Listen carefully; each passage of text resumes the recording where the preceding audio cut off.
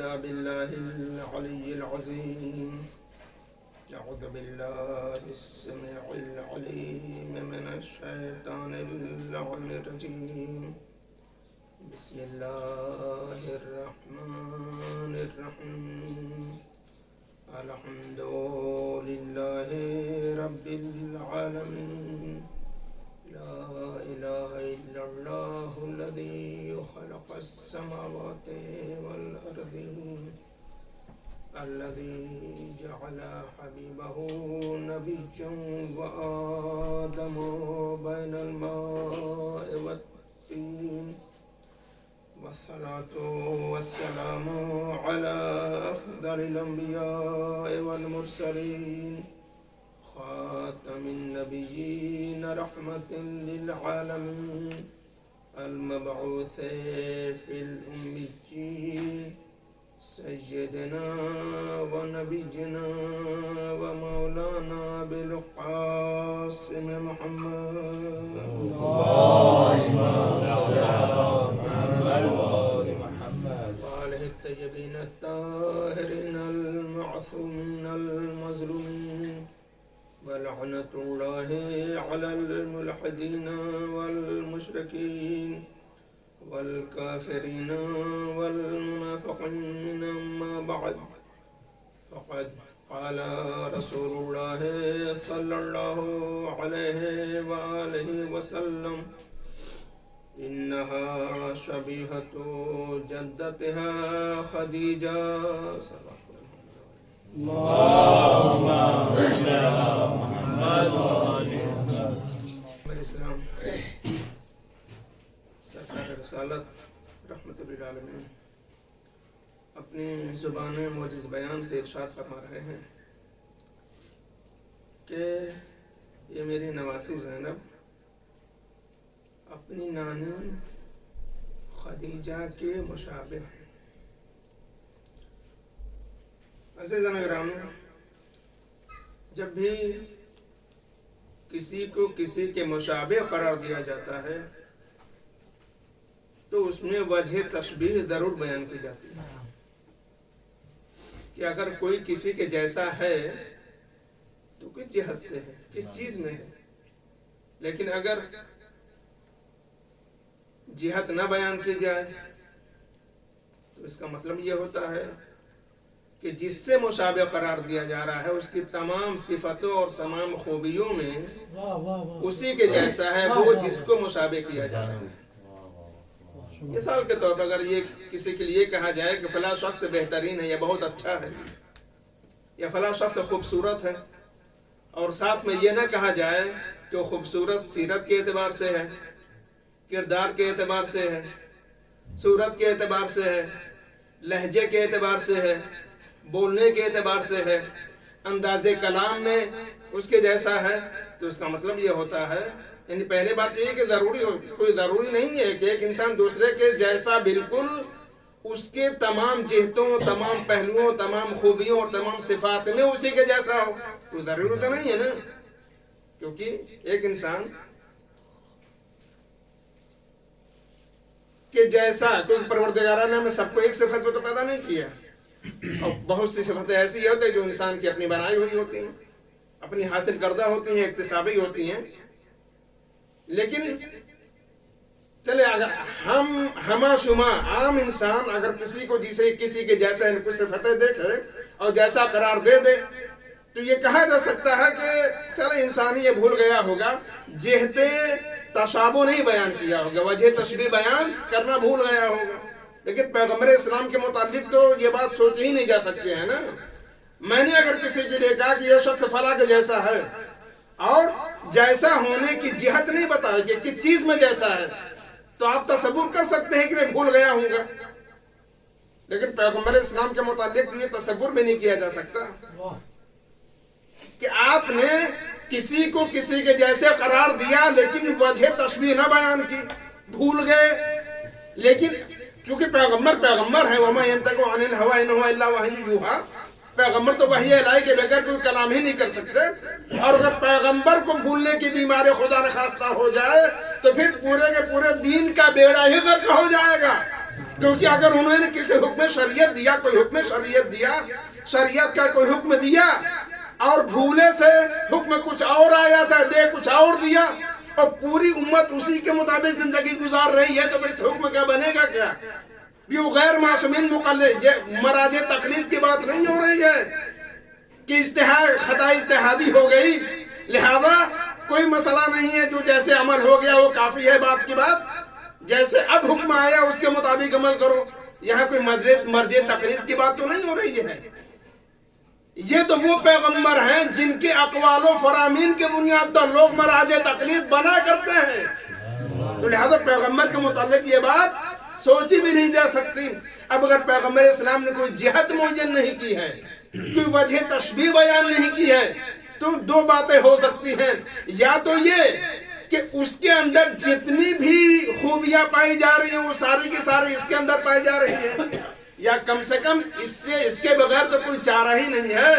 یہ تو ماننا ہی پڑے گا کہ کم سے کم اس کے اندر جو بڑی خوبیاں پائی جا رہی ہیں، جو ظاہر ترین خوبیاں ہیں، وہ کم سے کم اس کے اندر تو پائی ہی جائیں گی جو اس کے مشابہ قرار دیا جا رہا ہے۔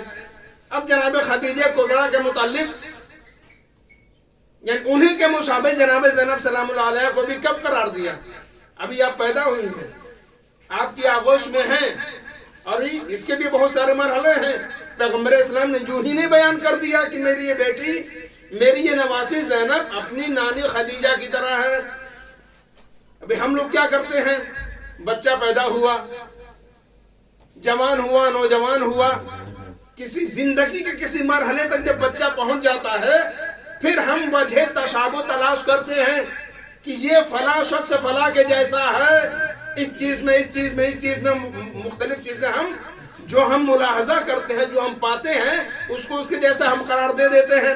لیکن یہاں تو جناب زینب بھی پیدا ہوئی ہیں، مرحلہ تو فلو بلکہ وہی دن ہے، دن بھی نہیں گزرے، ایک دن، دو دن، تین دن، اور بچے کی حرکات و سکنات سے ہم اندازہ کر لیتے ہیں کہ یہ بچہ اپنے نانا کی طرح ہے، یہ بچہ اپنے بھائی کی طرح ہے، یہ بچہ اپنی ماں کی طرح ہے، یہ بچہ اپنے باپ کی طرح ہے۔ ابھی تو جناب زینب پیدا ہوئی ہیں، اور پیغمبر اسلام جو مستقبل کے حالات کو جانتے ہیں، انہوں نے کہا کہ یہ بچی اپنی نانی خدیجہ کی طرح ہے۔ تو اس کا مطلب یہ ہے کہ پیغمبر اسلام عام انسانوں کے جیسے چونکہ ہے نہیں، ہم جیسے تو نہیں، یہ وہ الگ مسئلہ ہے کہ وہ لوگ جو کہتے ہیں کہ پیغمبر ہمارے جیسے ہیں، تو عزیزان گرامی ان کی باتیں تو یوں ہی ایسے ہے کہ جیسے ہم چلتے ہوئے کسی بات کو یوں نظر انداز کرتے ہوئے یوں ہی کہہ دیا، جس کی طرف کوئی توجہ ہی نہیں دیتا ہے، وہ یہ پیغمبر ہے۔ پیغمبر وحی ترجمان کے وحی ہیں، خدا کی وحی کے ترجمان ہیں، وحی اور اشارہ الہی کے بغیر تو آپ کلام ہی نہیں کرتے۔ اب پیغمبر اسلام آواز دے، میری یہ بیٹی اپنی نانی جناب خدیجہ کبریٰ کی طرح ہیں، انہی کے مشابہ ہیں، انہی کے جیسی ہیں۔ تو اس کا مطلب یہ کہ پیغمبر اسلام نے صرف ایک لمحے کے اندر جیسی جناب سیدہ زینب سلام اللہ علیہ کو دیکھا، آپ نے ان کی پوری زندگی پڑھ لی، اور زندگی پڑھنے کے بعد آواز دی، جو فداکاری خدیجہ کے اندر تھی وہ اس بچے کے اندر ہے، جو جانثاری خدیجہ کے اندر تھی وہ اس بچے کے اندر ہے، جو صبر، جو قوت، جو جذبہ، جو حوصلہ، جو جانثاری کا جذبہ خدیجہ کے اندر تھا وہی اس بچے کے اندر ہے۔ انہیں عزیزان گرامی اچھا بتائیں کہ جناب خدیجہ کے اندر وہ فداکاری کیا تھی، وہ جذبہ کیا تھا، وہ ایثار کیا تھا۔ عرب کے بڑے بڑے دولت مند لوگ جو اپنے زمانے میں بڑے لوگ کہے جاتے تھے، جن میں دو افراد تھے، ان دونوں نے جناب خدیجہ سے شادی کرنی چاہی، لیکن جناب خدیجہ نے منع کر دیا۔ اس کا مطلب یہ ہے کہ جناب خدیجہ کے اندر دنیاوی دولت، ظاہری جاہ و جلال کی کوئی حیثیت ہی نہیں تھی۔ اچھا، شادی کی بھی تو کس سے؟ اس سے شادی کی جو ظاہری اعتبار سے جس کے پاس کوئی پیسہ نہیں ہے، کوئی دولت نہیں ہے، کوئی مال نہیں ہے، کوئی ثروت نہیں ہے، اور جناب پیغمبر اسلام سے آپ نے شادی کی۔ اب آپ یہ بتائیں کہ وہ بی بی، یعنی وہ پیغمبر اسلام جن کے پاس ظاہری طور سے نہ تو کوئی مال ہے نہ کوئی دولت ہے، اور مزید برآں یہ کہ پورے معاشرے عرب کو آپ نے اپنے خلاف کر لیا. آپ نے کیا رنگ قولوا لا الہ الا اللہ تفلحوا، تم لوگ کہو کہ اللہ کے علاوہ کوئی معبود نہیں ہے تو نجات پا جاؤ گے. اس کا مطلب یہ ہے کہ بتوں کی عبادت میں نجات نہیں ہے. اور یہ ایک جملہ پیغمبر اسلام کا کہ یہ جو کچھ بھی تم کر رہے ہو یا تمہارے آباء و اجداد نے کیا ہے، تم بھی گمراہ ہو وہ بھی گمراہ تھے. تو عزیزان گرامی، کسی بھی معاشرے میں معاشرے کے خلاف بات کر لینا بہت ہی بڑی بات ہوتی ہے، لیکن عزیزان گرامی یہ جملہ خود پیغمبر اسلام کا اس بات کی پر دلیل ہے کہ آپ نبی ہیں، آپ اللہ کے رسول ہیں. ورنہ پورے معاشرے کے خلاف چلے جانا اور اپنے لیے قتل، خوریزی اور فسادات کا اور تہمتوں کا بازار گرم کر لینا یہ کسی عام شخص کے بس کی بات نہیں ہے، کیونکہ اس جملے کا ادا کر لینا ہی اس بات کی دلیل ہے کہ اس کے ساتھ کوئی بڑی طاقت ہے. صلوات پڑھے محمد و آل محمد.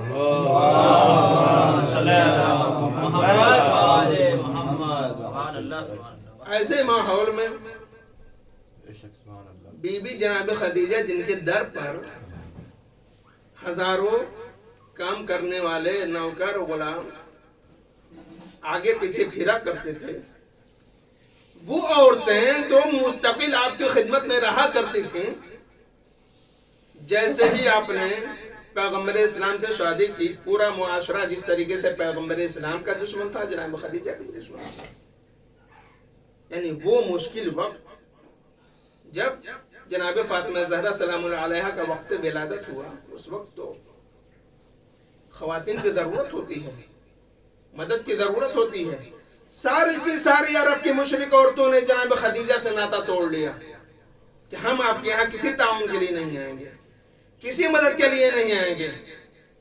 تو عزیزان گرامی یہ بتائیں کہ کیا جناب خدیجہ کبریٰ کی نظر اس مادی دنیا پر تھی؟ پیغمبر اسلام سے جو آپ نے شادی کی، دنیاوی جاہ و جلال مقصود تھا. آپ تو خود ہی اتنی صاحب جاہ و جلال ہیں کہ آپ کو اسے کسی جاہ و جلال کی ضرورت نہیں ہے، کسی مرتبے و منصب کی ضرورت نہیں ہے، کسی ظاہری اور دنیاوی اور دکھاوے کی تعظیم و اکرام کی ضرورت نہیں ہے. آپ تو خود صاحب جلالت ہیں. ملکۃ العرب آپ کو کہا جاتا تھا. یعنی عرب یعنی اپنی دولت کے ذریعے سے پورے عرب کو خرید سکتے تھے. جب ساری عورتوں نے آپ سے بائیکاٹ کر لیا تو پروردگار عالم نے آواز دی، اے خدیجہ تم نے میرے لیے ان سے دشمنی مول لی ہے، لہذا تو صحیح کہ اس کا انتظام بھی میں ہی کروں گا. ظاہر سی بات ہے، طاہرہ بی بی کی ولادت کا موقع ہے تو ان مشرکی عورتوں سے مدد لینے کا کوئی مطلب ہی نہیں بنتا ہے. لہذا پروردگار عالم نے حوروں کو بھیجا، جنت سے جناب آسیہ کو بھیجا، جناب حوا کو بھیجا، اور مختلف جناب مریم بنت عمران کو بھیجا. مختلف خواتین کو آپ نے جناب خدیجہ کبریٰ کے پاس بھیجا کہ یہ ہیں جو تمہارے ساتھ تمہارے تعاون کریں گی. تو عزیزان گرامی، یہ ہے فداکاری کی پوری کائنات سے، پوری کائنات عرب سے آپ نے دشمنی مول لے لی. کیوں؟ رسول کے لیے، دین اسلام کے لیے. عزیزان گرامی، یہ جناب خدیجہ کبریٰ کی عظیم ترین صفت تھی، ظاہر ترین صفت تھی، واضح ترین صفت تھی. اور اس صفت میں جناب زینب کبریٰ جناب خدیجہ کبریٰ کے مشابہ ہیں. آپ کے شوہر جناب عبداللہ ابن جعفر طیار عرب کے مانے ہوئے دولت مندوں میں سے تھے. آپ چاہتے ٹھیک ہے، امام حسین علیہ السلام سفر کر رہے ہیں کربلا کے لیے، وہ امام ہیں، ان کی ذمہ داری ہے دین کا بچانا، شریعت کا تحفظ امام کی ذمہ داری ہے. جناب زینب سلام اللہ علیہ کو ضرورت کیا تھے کہ آپ کے ساتھ جاتے وہ سارے پریشانیاں مول لیتے، کیونکہ امام حسین علیہ السلام کسی عام شخص کے خلاف نہیں نکل رہے تھے، اس حکومت کے خلاف نکل رہے تھے جو آدھے جزیرے عرب کی مالک تھی. اس حکومت کے خلاف نکلنا پوری دنیا کو اپنے خلاف کر لینے کے مترادف تھا. لیکن جناب زینب سلام اللہ علیہ نے چونکہ ان کے اندر اسلام کے لیے جذبہ فداکاری تھا، جانثاری کا جذبہ تھا، لہذا انہوں نے جناب عبداللہ ابن جعفر طیار کی دولت کو اٹھو کر مار دیا اور امام حسین علیہ السلام کے ساتھ چل پڑے. کربلا پہنچے، عصر عاشور تمام ہو گئی، سب لوگوں کو شہید کر دیا گیا۔ اب تو ہونا یہ چاہیے تھا نا کہ جناب زینب کبریٰ واپس پلٹ آتے، لیکن اگر واپس مدینے آ جاتے تو پھر آگے کا مرحلہ جو اصل مقصد تھا وہ طے نہیں ہو سکتا تھا، کیونکہ واقعہ کربلا سرزمین کربلا پہ دفن ہو جاتا، یہ انقلاب رہتی دنیا تک کے لیے زندہ و پائندہ نہیں رہ سکتا تھا۔ لہذا جناب زینب کبریٰ نے، اور آپ بتائیں کہ جب کربلا پہنچے نا 2 محرم کو، تو جیسے ہی ہلکی سی کوئی تکلیف کی بو آتی، اذیتوں کی بو آتی، تو جناب زینب پریشان ہو جاتی ہیں، بھیا کی خدمت میں آتی ہے، کہا بھیا آج جب ہم زمین کربلا پر اترے ہیں تو ہم نے دیکھا کہ ایک ہوا چلی اور میرے سر سے ریدا اتر گیا۔ جناب زینب کبریٰ نے جیسے امام علیہ السلام سے کہا، یعنی آپ کے دل کی یہ کیفیت تھی، ظاہر سی بات ہے پورا ماحول مخالف ہے، حکومت مخالف ہے، اب اندیشہ ہے کہ کب فوجیں وہاں سے آنے لگے کوفے سے اور ان کے خلاف اقدام کیا جانے لگے۔ لیکن عزیزان گرامی، 10 محرم کو جب امام حسین علیہ السلام روانہ ہونے لگے کہاں مقتل کے لیے، تو امام علی مقام نے جناب زینب کبریٰ کے سینے مبارک کے اوپر اپنے ہاتھ کو رکھا اور کچھ پڑھا۔ یہی وہ جذبہ امامت تھا، یہ جذبہ خداوند عالم کس کو دیتا ہے کہ بڑی سے بڑی مصیبتیں آ جائیں لیکن قدم اپنی جگہ جمے رہیں، اقدام میں کہیں سے کوئی لغزش نہ آنے پائے، مصیبتیں جتنی برداشت کرنی پڑے ہم برداشت کرتے چلے جائیں۔ یہ جذبہ امامت ہوتا ہے جو امام حسین علیہ السلام نے اپنی بہن زینب کو عطا کیا۔ اب سلسلہ یہاں سے چلا، اب امام بھائی اس واقعے کے اور امام حسین علیہ السلام کے اس اقدام کو کون سا رنگ دیا جا رہا تھا، کون سی شکل دی جا رہی تھی، اس شکل کو تبدیل کرنا اب یہ ذمہ داری ہے جناب زینب کبریٰ، جناب ام کلثوم اور امام زین العابدین علیہ السلام اور جو بھی اس میں سربراہ شخصیتیں تھیں۔ جس چند خطبے جو ہمارے پاس پہنچے ہیں یہ صرف چند مخصوص شخصیتوں کے نہیں ہیں، بلکہ جتنے بھی اس میں اسیر تھے سب نے اپنے اپنے اعتبار سے خطبے دیے ہیں، اور سب نے اس بات کو واضح کرنا چاہا ہے کہ یزید جو ہوا دینا چاہ رہا ہے ہم اس کے برخلاف ہیں۔ یزید ہمیں یہ ثابت کرنا چاہ رہا ہے کہ ہم باغی ہیں، ہم حکومت کے خارجی ہیں، ہم نے حکومت کے خروج کیا ہے، تو یاد رکھو ہم وہ نہیں ہیں جو یہ ثابت کرنا چاہ رہا ہے بلکہ ہم یہ ہیں۔ اور باقاعدہ جناب زینب کبریٰ نے اور جتنے بھی اسیران اہل بیت علیہ السلام تھے سب نے یہ بات دیگر تقریریں کی، اور پورے راستے بھر کربلا سے لے کر کوفہ، تو ہم جیسے ہم بول رہے ہیں کہ کربلا سے لے کر کوفہ، ایسے تھوڑی کوفہ آ گیا، راستے میں کتنے گاؤں، کتنے دیہات، کتنے شہر پڑے، اور اس کے بعد کوفے سے شام تک کتنے علاقے، کتنے محلے، کتنے شہر، کتنے گاؤں، ہر جگہ ان پاکیزہ بیویوں کا یقین یزید کے خلاف ہوا بنانا، یہ انتہائی قید و مشقت کے عالم میں زنجیروں میں جکڑے ہوئے ہیں، رسیوں میں جکڑے ہوئے ہیں، اور پھر بھی اس پیغام کو پہنچایا جو پیغام امام حسین علیہ السلام مدینے سے لے کر چلے تھے۔ اب ذرا غور فرمائیں کہ پورا معاشرہ ویسے ہی مخالف اور دشمن بن چکا ہے جس طریقے سے جناب خدیجہ کے سامنے وہ عورتیں جو آپ کے آگے پیچھے رہا کرتی تھیں اور وقت ولادت جناب صدیقہ طاہرہ سب کے سب دشمن ہو گئیں، کہ آپ نے اس کا ساتھ دیا ہے جو یتیم ہے، جس کے بعد کوئی پیسہ نہیں، اور سب سے بڑی بات یہ کہ وہ ہمارے خداؤں کو برا بھلا کہتا ہے، ہمارے خلاف وہ تبلیغ کر رہا ہے۔ تو جس طریقے سے وہ سارے کے سارے دشمن ہو گئی تھیں، ویسے ہی جناب زینب کبریٰ نے یہ اقدام کر کے پوری کائنات عرب کو، پوری کائنات نفاق و شرک کو اپنے اپنا دشمن بنا لیا تھا، سب کے سب دشمن ہیں۔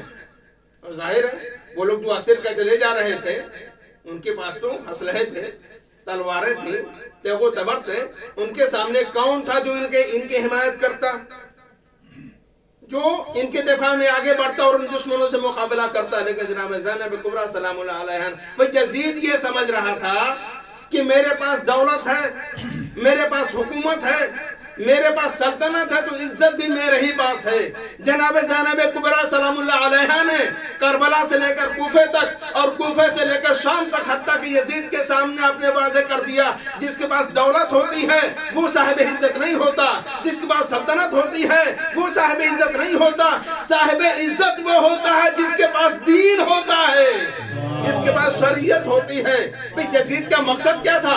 کہ ان کو ذلیل کر دیا جائے، ان کو لوگوں کی نظروں سے گرا دیا جائے، لہذا ان کو کشا کر کے اسیر کیا گیا، جگہ جگہ لے۔ اچھا، اس کا مقصد یہ تھا کہ ان کا تماشا بنا دیا، استغفر اللہ العیاذ باللہ۔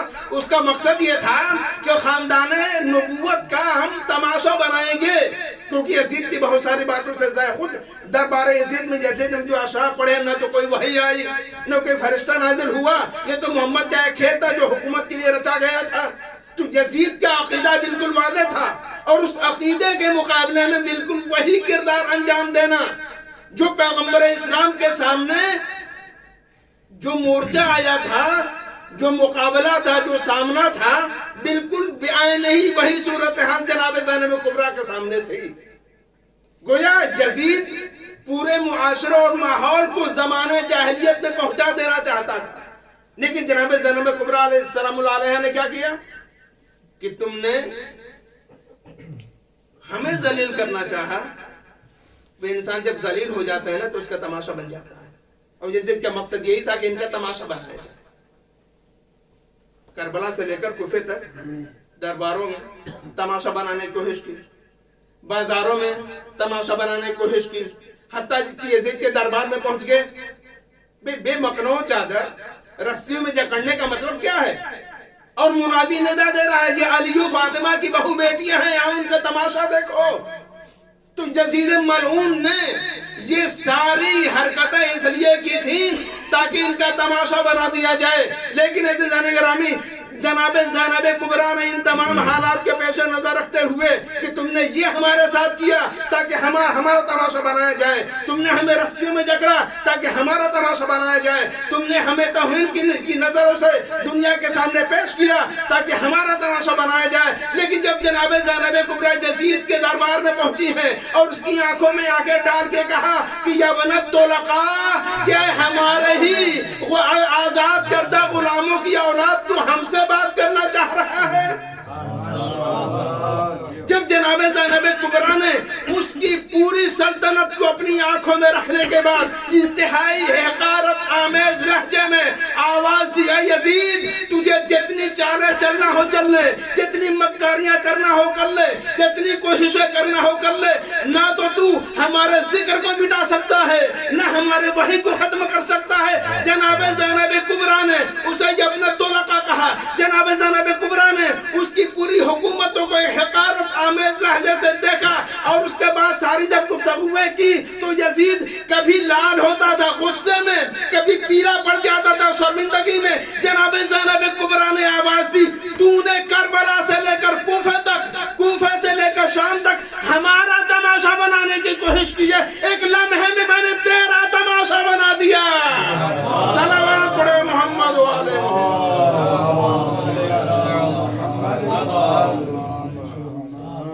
عزیزان گرامی، جب جناب زینب کبریٰ سلام اللہ علیہ کی ولادت ہوئی اور پیغمبر اسلام تشریف لائے، اور لانے کے بعد آپ کو اپنی آغوش میں لیا تو جبریل امین نازل ہوئے۔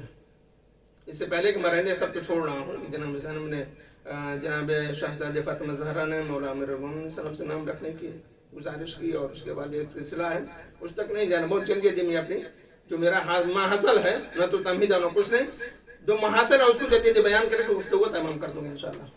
تو اپنی آغوش میں لیا، اور لینے کے بعد جیسے ہی آپ نے آغوش میں لیا جبریل امین نازل ہوئے کہ یا رسول اللہ، پروردگار عالم، یخصک السلام یخصک بالسلام،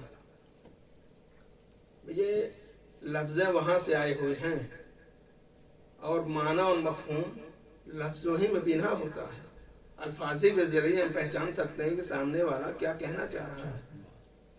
السلام یخصک بالسلام، وَيَقُولُونَ کیا سَمِّ هَذِهِ بسم زینب کہ سلام آپ کو سلام سے مخصوص کر رہا ہے۔ اچھا آپ مجھے یہ بتائیں کہ پیغمبر اسلام کے اوپر پورا قرآن نازل ہوا، آیتیں نازل ہوتی رہیں، کیا جبرائیل امین جب بھی کوئی آیت لے کر نازل ہوئے تو کیا آپ نے اسی انداز سے خطاب کیا ہے کہ پروردگار عالم آپ کو سلام سے مخصوص کر رہا ہے؟ یہ تو سلامتی پروردگار عالم کی طرف سے امن و امان پوری کائنات میں پھیلی ہوئی ہے، پوری کائنات محیط ہے پروردگار عالم کی سلامتی سے۔ اگر اس کی طرف سے سلامتی نہ ہو تو دنیا تہوبالا ہو جائے، تباہ و برباد ہو جائے۔ لہذا سلامتی کس کی طرف سے ہے؟ اللہ کی طرف سے۔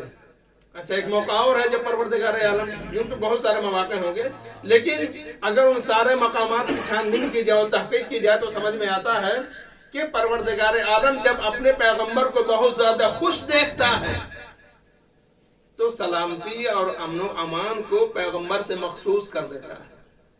ایک دوسرا موقع جب چادر تطہیر کے اندر اصحاب کسا علیہ السلام جمع ہوئے، اور جمع ہونے کے بعد جب جبرائیل امین نازل ہوئے، آیت تطہیر تو بعد میں نازل ہوئی، اور جو پروردگار عالم نے اعلان کیا وَعِزَّتِ وَجَلَالِ إِنِّي مَا خَلَقْتُ، کہ میں نے نہ تو آسمان کو پیدا کیا نہ زمین کو پیدا کیا نہ نقشے پیدا، مگر یہ کہ انہیں کیوں یہ ساری باتیں بات کی ہیں۔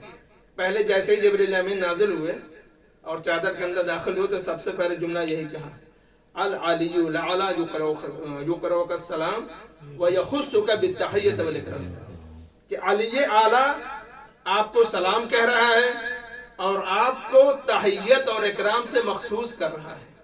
یعنی پیغمبر اسلام کے لیے اتنی بڑی خوشی تھی کہ اس خوشی کا پروردگار عالم نے اس انداز میں اظہار کیا۔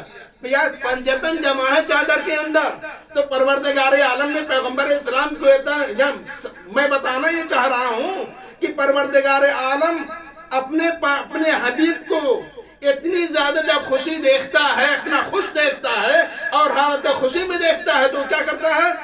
اس انداز سے خطاب کرتا ہے کہ میں نے امن و امان کو، تحیت و اکرام کو اور سلامتی کو آپ سے مخصوص کر دیا ہے۔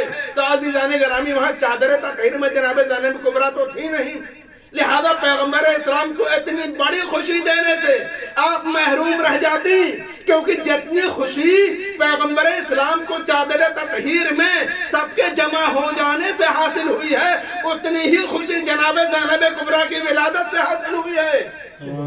لہذا وہاں پر بھی پروردگار عالم نے آواز دی العلی الاعلیٰ یقرؤک السلام ویخصک بالتحیۃ والاکرام، کہ علی اعلیٰ۔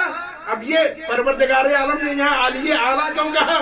وہاں پہ السلام یخص بک السلام کیوں کہا؟ یہ یہاں پہ علی اعلیٰ کہا ہے، وہاں پر سلام کہا ہے۔ جب آیت تطہیر نازل ہوئی تو کہا العلی الاعلیٰ۔ جب کسا کا چادر کا منظر آیا اور اصحاب کسا اندر جمع ہوئے، وہاں پروردگار عالم اپنے آپ کو علی بھی کہہ رہا ہے، اعلیٰ بھی کہہ رہا ہے، علی بھی کہہ رہا ہے اور اعلیٰ بھی کہہ رہا ہے۔ لیکن یہاں پر جب پروردگار عالم کو اپنا سلام بھیجنا ہوا تو کہتا السلام یخص بک السلام، سلام آپ کو سلامتی سے مخصوص کر رہا ہے۔ عزیزان گرامی، علی کسے کہتے ہیں؟ علی کے معنی بلند ہوتا ہے، اعلیٰ کے معنی بھی بلند ہوتا ہے۔ اب مجھے یہ بتائیں کہ اگر یعنی کوئی شخص بلندی کی کسی بھی منزل تک پہنچ جائے لیکن اگر وہاں سلامتی نہ ہو، امن و سکون نہ ہو، تحفظ کا احساس نہ ہو تو بتائیں کہ اس بلندی کا کیا معنی ہے؟ یعنی میں بلندی اور سلامتی کے درمیان فرق بتانا چاہ رہا ہوں، اور مقصد توازن نہیں ہے، مقصد مقابلہ نہیں ہے، مقصد ایک دوسرے کو چیلنج کرنا نہیں ہے، نہ تو مقارنہ ہے، بلکہ مقصد یہ ہے کہ یہ وہ در ہے جہاں پر جو لفظ جس شکل میں یہ بھی آتا ہے ان کے لیے فضیلت بن جاتا ہے۔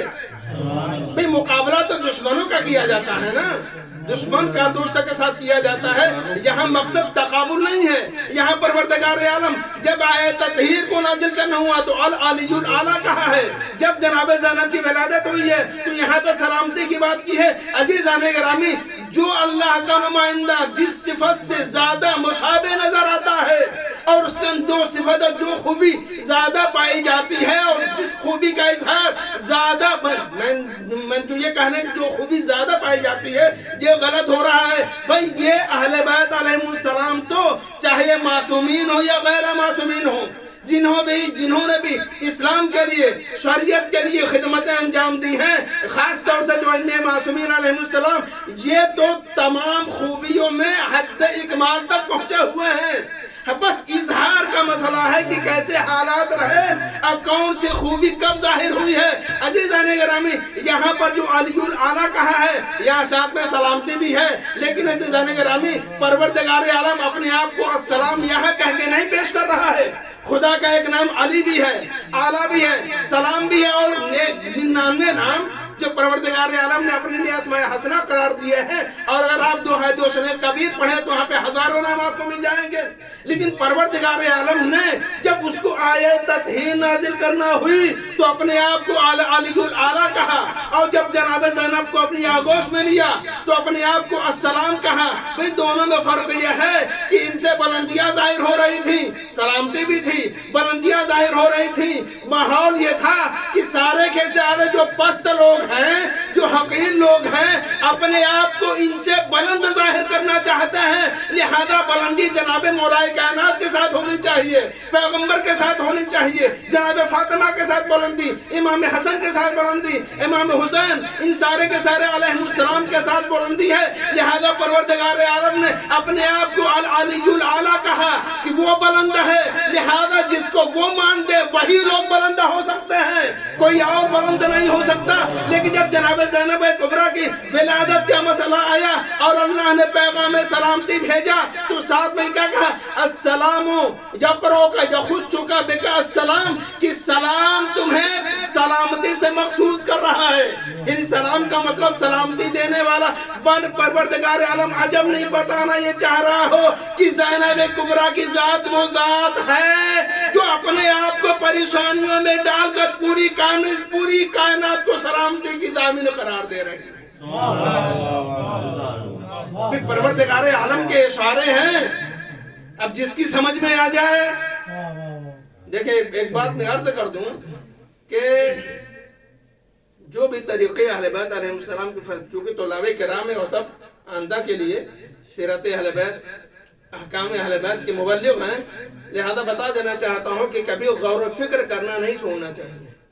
اچھا, غور و فکر کا طریقہ اور انداز دیکھیں, جب ہم اپنے کسی عقیدے پر دلیل دیتے ہیں نا تو دلیلیں دو طرح کی ہوتی ہیں. آپ ان منحرف ذاکرین کو اگر آپ نے سنا ہو تو کبھی تو یہ ہوتا ہے کہ ان کی جو عقیدہ ہوتا ہے, یعنی دلیل ٹھیک ہے غلط ہوتی ہے, لہذا غلط عقیدہ اس دلیل کے ذریعے قائم کر دیتے ہیں. ظاہراً تو یہ لگتا ہے, ظاہراً ہم یہ سمجھ میں آ رہا ہے کہ اس سے اہل بیت کی فضیلت ظاہر ہو رہی ہے, لیکن اگر تھوڑا غور کیا جائے تو اس سے بڑی منقصت اور مذمت اہل بیت کے لیے کچھ نہیں ہو سکتی. اور کبھی کبھی ایسا ہی ہوتا ہے کہ معلوم یہ ہوا کہ وہ پروردگار عالم جو سب سے بلند ہے وہ سب سے نیچے ہو گیا. اب وہ افراد جو پروردگار عالم کو پہچانوانے کے لیے آئے تھے وہی سب سے بلند ہو گئے, کیونکہ اصل عقیدہ ان کے سمجھ میں نہیں آتا. اور جب خطابت بغیر علم کے ہو تو یہی ہوتا ہے. جب انسان, یہاں بھی آپ نے دیکھا ہوگا سارے لوگ آئے 2 سال رہے 4 سال رہے, میں 6 مہینے کی بات نہیں کرتا ہوں, 2 سال رہے 4 سال رہے. بھئی یہاں نجف میں رہ جانا یہ کوئی کمال کی بات نہیں ہے. انسان آ کے 2 سال لے اور پڑھ کے جائے, 2 سال لے اور پڑھ کے جائے. ورنہ ہوتا یہ ہے کہ یہاں 2 سال لے وہاں پر, کیونکہ اگر کسی نے پوچھ دیا, ابھی ایک صاحب آئے ہوئے تھے گئے امام بنوانے کے لیے, تو اس سے ملاقات میں بھی اتفاق سے اس وقت میں اپنے امام بنانے کے لیے گیا ہوا تھا. تو میں نے ان سے پوچھا کہ آپ کہاں کے پڑھے ہوئے ہیں, کیونکہ شام کے تو پڑھے نہیں ہیں, میں خود وہاں پہ رہا ہوں, اور جن لوگوں نے وہاں تعلیمات کی ہے چاہے وہ میرے سامنے رہے ہوں یا مجھ سے پہلے چلے گئے ان کو میں جانتا ہوں. نجف میں ہے نہیں, کیونکہ یہاں بھی سبھی لوگوں کو اگرچہ بہت سارے نئے طلاب جو 2 سال کو وہ نہ جانتا ہوں, لیکن پرانے والے کو جانتا ہوں. और माशाअल्लाह जो अच्छे खास उम्र वाले थे, मैंने से पूछा क़िबला आपने कहाँ पढ़ा? कुम में पढ़ा है। तो उन्होंने इंडिया में किसी मदरसे का नाम लिया और कहने वहाँ पढ़ा। मैं फिर दोबारा पूछा क़िबला आपने कुम में पढ़ा है? तो कहा कि नहीं। मैंने कहा इसका मतलब आपने कुम में नहीं पढ़ा। अब से आगे में क्या कर सकता हूँ? फिर बाद में किसी जरिए मालूम हुआ कि अभी आए हैं, महीने 2 महीने यहीं पे टहल रहे हैं, वहाँ बनाए आप लेकर चले जाएंगे और मोमो हो जाएंगे और यहाँ आसानी से अमामा मिल भी जाता है। तो वैसे जाने का कहने का मतलब ये है कि इंसान चाहे अमामा पहने या न पहने, उसकी बातों से जाहिर हो जाता है कि किस हद तक पढ़ा लिखा है। कहने का मतलब ये है, ये बात कहीं न चली जाओ, वक्त पूरा हो रहा है और बहुत सारी बातें तो इस सिलसिले में जोड़ा गया। कहने का मतलब यह है कि अगर हमारा अक़ीदा सही है, वो अक़ीदा जो हमारे उलमाए शिया के दरमियान मुसल्लम है। क्या है? क्योंकि आजकल हो ये रहा है कि शायरी और ज़ाकिरे में कुछ फर्क नहीं रह गया है। ज़ाकिरीन किराम जो कुछ नुक्ते पढ़ते हैं उसको शायर अपने शेर में ढाल देता है, और शुअरा जो अशार कहते हैं उसको ज़ाकिर अपने तकरीर में डाल देता है। बस थोड़ा तफसील हो जाती है, उसी को फैला देता है। इसमें कोई हरज नहीं है, किया जा सकता है, लेकिन शर्त यह है कि क्या हो, जिस अकीदे पे आप दलील दे रहे हैं वो अकीदा सही, और दलील भी सही होनी चाहिए। ये नहीं कि गलत रास्तों से आपने जाके सही अकीदा साबित कर दिया। इसका नुकसान क्या होगा? इसका नुकसान यह होगा कि वो जो सामने वाला मुखालिफ है जिसके सामने आप दलीलें पेश कर रहे हैं, इस वक्त यहाँ कितने लोग हैं? 15-20 लोग ज्यादा होंगे। तो आप लोग जो 15-20 लोग हैं ना, यही जो है लाखों में तब्दील हो जाएगा जब ये वीडियो लोगों तक पहुंचेंगे। अब अगर खुदा न खास्ता मैं कोई ऐसी बात पढ़ दूं, ऐसा अकीदा जो हमारे मुसलमात में से है ही नहीं, या ऐसी दलील जो गलत दलील है लेकिन सही अकीदे के लिए हो, तो नतीजा क्या होगा? भी हमारे यहाँ जैसे कहा, जिस तरीके से शुरा के लिए कहा गया है कि शुरा का मतलब है अकीदे को बयान करना, अकीदे की बुनियाद डालना नहीं। तासीसे अकीदा शुरा का काम नहीं है, बल्कि अकीदे को बयान करना ये शुरा का काम है। और आज मैं ये बात भी कह सकता हूँ कि ये जो मौजूदा ज़ाकिरीन हैं, मौजूदा मतलब उलमा किराम की बात नहीं हो रही है, वो लोग जो बगैर पढ़े लिखे ज़ाकिरी आकर करते हैं, अशआर से अपनी मजलिसें तैयार करते हैं, उनके लिए भी यही बात बेन ही सही होनी चाहिए, यानी बिल्कुल मुताबिक होनी चाहिए। यही बात उनके लिए भी कही जाए कि इनका काम तासीसे अकीदा नहीं है, बयान अकीदा है। इस वक्त ज़ाकिरीन जिस मोड़ पे जा रहे, जिस रुख पे जा रही है, कहने का मतलब यह है कि अब इंसान कुछ बयान करे तो बयान करने के लिए उसके जरूरी यह है कि रास्ता भी सही होना चाहिए और अकीदा भी सही होना चाहिए, तब जाकर इस्लाम की और शरीयत की तरवीज होगी। तो ये जो मैंने इंसान ठीक है, जो कुछ समझ में आता है, जब इंसान फिक्र कर रहा है, गौर कर रहा है, लफ्ज़ से वो मतालिब और मफाहिम को निकाल रहा है, एक एक लफ्ज़ की अपनी जगह कीमत होती है और उस लफ्ज़ी के एतबार से मतलब और मफहूम को समझा जाता है। तो ऐसे जाने ग्रामी मैंने 2 बातें यहाँ पे अर्ज की। पहली बात तो ये है कि अली आला, दूसरा है कि अस्सलाम यखुस्सुका यखुस्सुबिका अस्सलाम। तो वहां परवरदिगार आलम ने अपने रसूल को इतना ज्यादा खुश देखा, लिहाजा अमन सलामती को उन्हीं से मखसूस कर दिया। जनाबे ज़ैनब कुबरा अपने नाना को इतनी बड़ी खुशी देने से महरूम रह जाती, या फिर यूं कहा जाए कि आपकी जब विलादत हुई तो इतना ही ज्यादा पैगंबर इस्लाम खुश हुए, परवरदिगार आलम ने इस खुशी को महसूस किया तो बिल्कुल वही मंजर पेश किया जैसे कि चादर ततहीर के अंदर असहाबे के साथ वहां चादर ततहीर के अंदर आए थे, तो परवरदिगार आलम ने सलामती को इनसे मखसूस कर दिया था। इसी खुशी का इजहार, यानी चादर ततहीर के जरिए से जितनी बड़ी खुशी पैगंबर इस्लाम को हासिल हुई है, परवरदिगार आलम ने विलादत जनाब सईदा ज़ैनब के मौके पर यह वाज़ेह कर दिया कि तन्हा इतनी ज्यादा खुशी उसी वक्त पैगंबर को नसीब न हुई थी, बल्कि आज जब मेरी ये मासूमा, यानी मासूमा इक्तिसाबिया कहा जा सकता है, क्योंकि तारीख में जिसकी कोई गलती नजर न आए उसे बेगुनाही कहा जाता है, गुनाहगारों के फहरिस्त में نہیں ڈالا جا سکتا۔ پروردگار عالم نے آواز دی، جتنی خوشی کا میں نے پیغمبر کے دل کے اندر واقع تطہیر کے اندر محسوس کیا تھا، اتنی ہی زیادہ خوشی میں نے آج ولادت زینب کے وقت محسوس کیا ہے۔ اسی لیے جس طریقے سے سلامتی اپنے پیغمبر سے وہاں محسوس کی تھی، ویسی سلامتی یہاں محسوس کر دی ہے۔ صلوات پڑھے محمد و آل محمد۔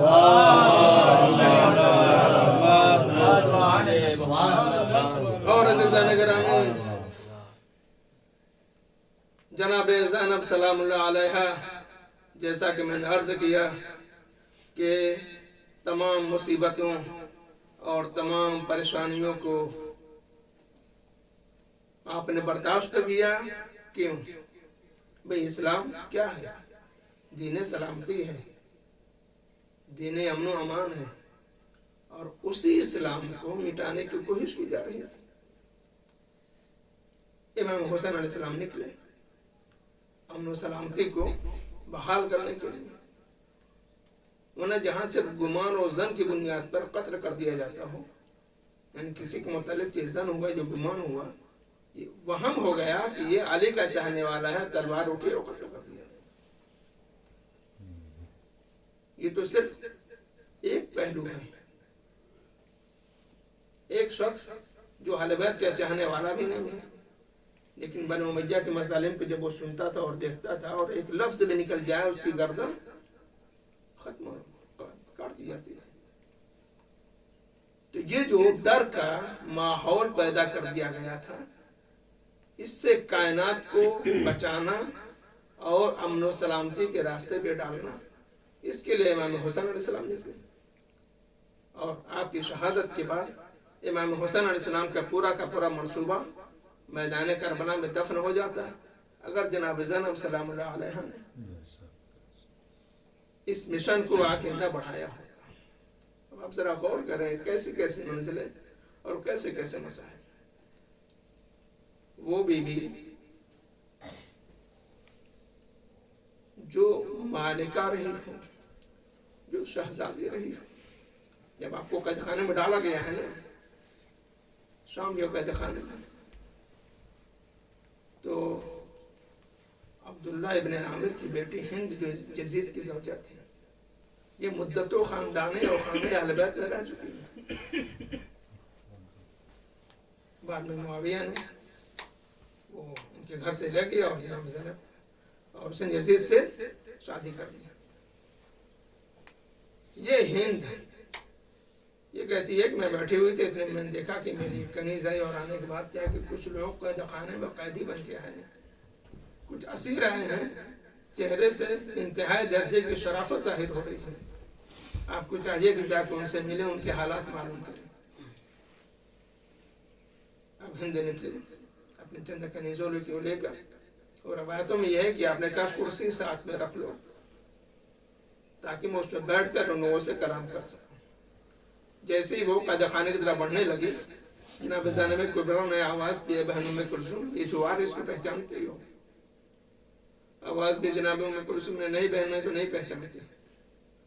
کہا کہ یہ ہند بنت عبداللہ ابن عامر ہے جو ہمارے گھر کی کنیز تھی۔ ہاں زادارو، جب شہزادیوں کے سامنے ایسا کوئی منظر آتا ہے نا، تو ذرا غور کر ان کے دلوں پہ کیا گزر رہی ہوگی۔ ہاں زادارو، ذرا اندازہ تو کریں، جیسے وہ آئی اہل بیت کی بیویاں، ہائے وہ سیدانیاں زمین پہ بیٹھی ہوئی ہیں اور اس کے لیے کرسی رکھ دی گئی۔ ایک مرتبہ ہند پوچھتی ہے، بتائیں آپ لوگ کہاں کے رہنے والے ہیں، کس مقام کے رہنے والے ہیں؟ جناب زینب کبریٰ نے آواز دی کہ اے بہن، ہم مدینے کے رہنے والے ہیں۔ جیسے اس نے مدینے کا نام سنا، کرسی سے اتر کر زمین پہ بیٹھ گئی۔ شہزادے نے پوچھا کہ اے ہند، یہ بتا تو کرسی سے نیچے کیوں آ گئی؟ وہ کہتی ہے یہ کیسے ہو سکتا ہے کہ مدینے والے میرے سامنے زمین پہ بیٹھے ہوں اور میں کرسی پہ بیٹھ بیٹھی رہوں. آزادارو, ایک مرتبہ ہند کہتی ہے کہ اے بی بی ہو, مجھے تم سے کچھ معلوم کرنا تھا, اگر تم مدینے کی رہنے والی ہو. جناب زینب نے فرمایا جو کچھ پوچھنا ہو پوچھ سکتی ہو. ایک مرتبہ کہتی ہے کہ وہاں علی کے گھر والے کیسے ہیں, خانہ علی کے افراد کیسے ہیں. جناب زینب نے پوچھا کہ جناب زینب سے ایک مرتبہ ہند کہتی ہے کہ یہ بی بی بتاؤ علی کے گھر والے کیسے ہیں, ان لوگوں کے حالات کیسے ہیں. جناب زینب نے آواز دی, تجھے علی کے گھر والوں سے کیا کام ہے, تو انہیں کیسے جانتی ہے. ایک مرتبہ ہند کہتی ہے کہ میں ایک زمانے تک ان کی خادمہ رہی ہوں, میں ان کی کنیز رہی ہوں. مجھے بتاؤ کہ وہاں امام حسن علیہ السلام کے کیا حالات ہیں, ان کے بھائی کیسے ہیں, ان کے بچے کیسے ہیں, ان کی بہنیں کیسی ہیں. ایک مرتبہ امام نے آواز دی, جناب زینب کبریٰ آواز دیتی ہیں, بتا اور تو کس کس کو پوچھنا چاہتی ہے. ایک مرتبہ وہ کہتی ہے میں اپنے آقا و مولا امام علی علیہ السلام کے لڑکوں کے بارے میں جاننا چاہتی ہوں, وہ لوگ کیسے ہیں. ایک مرتبہ آخر میں کہتی ہے کہ میں اپنی شہزادی جناب زینب کے بارے میں معلوم کرنا چاہتی ہوں, اپنی شہزاد ام کلثوم کے بارے میں جاننا چاہتی ہوں. جیسے ہی جناب زینب نے یہ جملے سنے, آواز دی کہ اے ہند, تو جس حسین کو پوچھ رہی ہے وہ یزید کے تخت کے نیچے سر حسین ہے. اے ہند, تو جن شہزادوں کے بارے میں معلوم کر رہی ہے, ہم انہیں میدان کربلا میں ذبح کیا ہوا چھوڑ کے آئے ہیں. اے ہند, اگر تو اپنی شہزادی زینب کے بارے میں پوچھنا چاہتے, یہ زینب تیرے سامنے موجود ہے. آزادارو, جیسے ہی اس نے یہ سنا, اس نے کہ پتھر اٹھایا, اپنی پیشانی پہ مارنا شروع کر دیا, خون جاری ہو گیا. اس نے اپنے کپڑے پھاڑ ڈالے, اسی مجمع عام میں یزید کے دربار میں جا کھڑی ہوئی, آواز دیتی ہے یزید, یہ تو نے کیا کر دیا ہے, میرے گھر کے دروازے پر تو نے حسین کے سر کو نصب کیا, تجھے شرم نہیں آئی, تو فاطمہ کی بہو بیٹیوں کو اسیر کر کے لایا ہے. آزادارو, جیسے ہی یزید ملعون نے اپنی بیوی کو اس حالت میں دیکھا, ایک مرتبہ وہ منبر سے کود کے ہند کے پاس آیا اور اپنی ابا کا سایہ چادر میں کر لیا. آواز دیتے ہند, اے ہند, تیری یزید تیری اتنی غیرت ہے میرے تہی کہ تم مجھے ننگے سر نہیں دیکھ سکتا. ہائے تیری غیرت کو کیا ہو گیا تھا جب علی و فاطمہ کی بہو بیٹیوں کو ننگے سر دیار بدیار پھرا رہا تھا. آزادارو, وہ منزل آ گئی, وہ مقام آ گیا. جناب زینب کبریٰ سلام اللہ علیہا کی آج وفات کا دن ہے. آزادارو, روایتوں کے فقرے ہیں اور کہا یہ جاتا ہے کہ شام کے مقام پر ایک مقام ہوتا ہے جو انتہائی ہرا بھرا ہری بھری جگہ ہے. وہاں پہ جناب عبداللہ ابن جعفر طیار کی زمینیں تھی. جناب زینب کبریٰ جب وہاں پر پہنچی ہیں نا, دوسرا سفر کر کے جب وہاں پہنچی ہیں, تو آپ ایک درخت کے سامنے, اس جگہ کا نام راویہ ہے جو اس وقت سیدہ زینب کے نام سے مشہور ہے, جہاں جناب زینب کبریٰ سلام اللہ علیہا کی قبر ہے اور آپ کا روضہ آسمان سے باتیں کر رہا ہے. ہاں آزادارو, جناب زینب کبریٰ اسی باغ میں ایک درخت کے سامنے بیٹھی ہوئی ہے کہ یکایک یاد آیا کہ ہائے, ہم انہی جگہوں سے گزر رہے تھے اور انہی درختوں میں سے مختلف درختوں پر میرے بھائیا کے سر کو کبھی کسی درخت پہ نصب کیا جاتا تھا, کبھی کسی درخت پہ نصب کیا جاتا تھا. ہاں آزادارو, اتنا جب جناب امام حسین علیہ السلام کے سارے غمگین حالات یاد آنے لگے, ایک مرتبہ یاد آیا, ہائے میرا بھائیا حسین کس طریقے سے میدان کربلا میں اپنے آپ کو پہچانوا رہا تھا. ہائے تجھے کیوں قتل کرنا چاہتے ہو, میں فاطمہ کا دل بند ہوں, میں علی کا پارے جگر ہوں, میں تمہارے نبی کا نواسا ہوں, لیکن ہائے چاروں طرف سے پتھروں اور تلواروں کی بارشیں ہونے لگی اور میرے بھائیا حسین کو 3 دن کا بھوکا پیاسا زمین کربلا پہ شہید کر دیا گیا. ہاں آزادارو, یہی سارے مصائب جب یاد آنے لگے, ایک مرتبہ جناب زینب سے صبر نہ